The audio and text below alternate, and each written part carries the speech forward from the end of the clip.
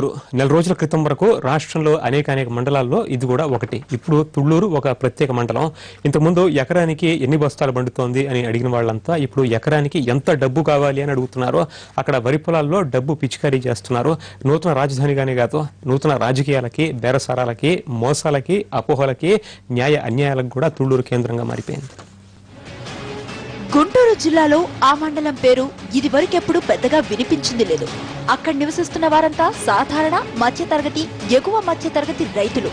ఒక్కొక్కరు ఎకరం, 2 ఎకరాలు, మహా అయితే 5 ఎకరాల పొలం ఉన్నవారు. వ్యవసాయమే జీవనోపాధిగా కాలం వెళ్లదీస్తున్నవారు. ఇప్పుడు ఇదే తుళ్లూరు మండలంలో రైతులు చర్చనీయాంశం అయ్యారు.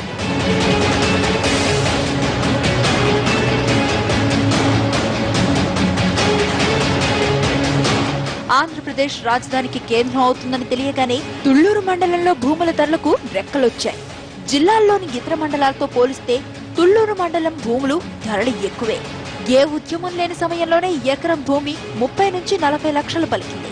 సమైక్యాంధ్ర ఉద్యమ సమయంలో ఆ ధరలు 60 నుంచి 70 లక్షల వరకు వెళ్లాయి. రాష్ట్రం విడిపోగానే భూముల ధరలు ఒక్కసారిగా పెరిగి ఎకరం ₹1 కోటి వరకు చేరుకుంది.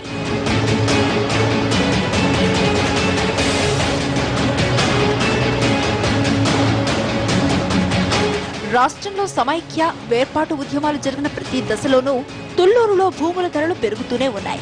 రాష్ట్రం విడిపోయిన దశలో ఎకరం ₹1 కోటి భూమి రాజధాని ప్రకటన వెలువడగానే రెట్టింపు అయింది.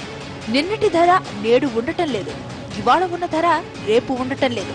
గంట గంటకు అమాటకొస్తే నిమిషానికి షేర్ మార్కెట్ ని తలదన్నేలా భూముల ధరలు మారిపోతున్నాయి. మండలంలో వ్యవసాయ భూముల ధరలే కాకుండా నివాస ప్రాంతాల స్థలాల ధరలు కూడా చుక్కలు నంటుతున్నాయి. తుళ్లూరు మండలంలోని గ్రామాల్లో సెంటు స్థలం 8 నుంచి 10 లక్షల వరకు ధరను పలుకుతోంది. రాజధాని కోసం భూసేకరణ జరుగుతోందని ఓ పక్క ప్రభుత్వం చెబుతూ ఉన్నా ప్రైవేటు వ్యక్తులు, రియల్ ఎస్టేట్ వ్యాపారులు మాత్రం కోట్ల రూపాయలు పోసి భూములను కొనుగోలు చేస్తూ ఉన్నారు. తుళ్లూరులో భూములను ప్రభుత్వం కాకుండా వ్యాపారులు ముందే కొనడం వెనుక వ్యాపార సూత్రం దాగి ఉంది.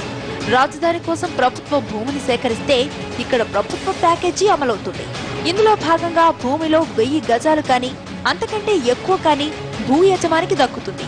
గజం 50,000కు పెరిగిన ఎకరా ధర ₹5 కోట్ల దాకా చేరే అవకాశం ఉంది. 1000 గజాలు గవర్నమెంట్ ఇస్తే అది ఇప్పుడు సపోజ్ గజానికి 8,000, 7,000 ఆ రేంజ్లో పడింది అనుకోండి. డెవలప్మెంట్ అయిన తర్వాత మీకు అది 10,000, 20,000 అవ్వచ్చు, 10,000 అవ్వచ్చు, 30,000 అవ్వచ్చు.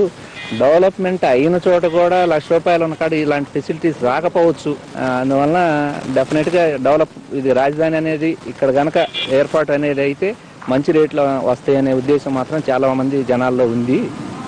కొంచెం తుళ్లూరు మండలం కానీ, తాడికొండ మండలంలో కానీ లోపల పొలాలు వచ్చేసరికి 40-50 లక్షలు ఉండేయండి. ఇప్పుడు వచ్చేసరికి రోడ్ పేసింగ్ వచ్చేసి ₹1 కోటి. కొంచెం లోపలికి వెళ్ళి ఏదైనా కొంచెం డొంకదారి అలాంటి పొలాలు వచ్చేసరికి 85-90 లక్షలు అట్లా జరుగుతున్నాయండి రేట్లు. తుళ్లూరు మండలంలో భూములు కొనుగోలుకు ప్రైవేటు వ్యక్తులే ఎక్కువ ఉత్సాహాన్ని చూపిస్తున్నారు. దీనికి మండలంలో రైతులు కూడా తమ వంతు సహకరిస్తూ ఉన్నారు. ప్రభుత్వానికి భూములు ఇస్తే పరిహారం తక్కువ వస్తుందనే అనుమానంతో పాటు పరిహారం అందేందుకు కూడా సంవత్సరాల పాటు ఆగాల్సి వస్తుందేమోనని అనుమానపడుతూ ఉన్నారు. ఈ కారణాలతో తుళ్లూరులో ప్రైవేటు లావాదేవీలే ఎక్కువ అవుతూ ఉన్నాయి. దీంతో డబ్బున్న వారంతా ఇక్కడికి వచ్చి భూములను కొనుక్కుంటున్నారని స్థానికులు అంటున్నారు. తుళ్లూరు మండలం, తాడికొండ మండలం భూములు 10 నుంచి 15 లక్షల మండలం రేట్లు ఉండేయండి. రోడ్లు ఏమంటే 50-60 లక్షలు ఉండేవి. ఆంధ్రప్రదేశ్ ఆవిర్భించినాక 20% రేట్లు పెరిగినాయి. రాజధాని ప్రకటించినాక 40% రేట్లు పెరిగినాయి. దీనివల్ల ప్రజలకి, చిన్నకారు రైతులకి అందరికీ మేలే జరుగుతుంది.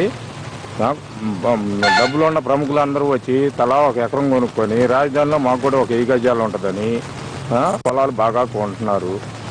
తుళ్లూరు మండలంలో వైకుంఠపురం, అనంతపురం, శాఖమూరు, ఐనవోలు, నేలపాడు గ్రామాలతో పాటు మంగళగిరి మండలంలోని నిడమర్రు, నీరుకొండ గ్రామాల్లో తొలి విడత భూసేకరణకు రంగం సిద్ధమైంది. దీంతో ఈ గ్రామాల్లో భూముల విక్రయాలు జోరందుకున్నాయి. ఇతర ప్రాంతాల నుంచి వచ్చిన రియల్ వ్యాపారులు, రైతులతో తాడికొండ సబ్ రిజిస్ట్రార్ కార్యాలయం కిటకిటలాడుతోంది. ఎక్కడెక్కడి వారో గ్రామాలకు చేరుకొని భూదందాన్ని సాగిస్తున్నారు. గ్రామాలన్నీ పడవల్లాంటి కార్ల రాకపోకలతో నిండిపోయాయి.